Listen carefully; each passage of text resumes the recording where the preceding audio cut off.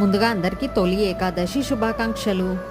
తొలి ఏకాదశి అంటే ఆషాఢ శుద్ధ ఏకాదశి నుంచి కార్తీక శుద్ధ ఏకాదశి వరకు విష్ణుమూర్తి యోగ నిద్రలో ఉంటాడు. విష్ణుమూర్తి స్థితికారకుడు, అంటే ఈ సృష్టిని మొత్తాన్ని నడిపించేది బాధ్యత ఆయనదే. కాబట్టి అలాంటి శ్రీ మహావిష్ణువు యోగ నిద్రలో ఉన్నారు. కాబట్టి యాక్చువల్గా లయకారకుడైన పరమేశ్వరుడు ఈ సృష్టిని నడిపే బాధ్యతను తీసుకుంటాడు. అందుకే శ్రావణ మాసం నుండి కార్తీక మాసం వరకు శివరాధనకి చాలా ముఖ్యమైన టైంగా చెప్తారు. ఇప్పుడు స్థితి అండ్ లయ ఈ రెండు బాధ్యతల్ని శివుడే నిర్వర్తిస్తున్నాడు. కాబట్టి శివుడికి సపోర్ట్గా దేవీ దేవతలందరూ కదిలి వస్తారు.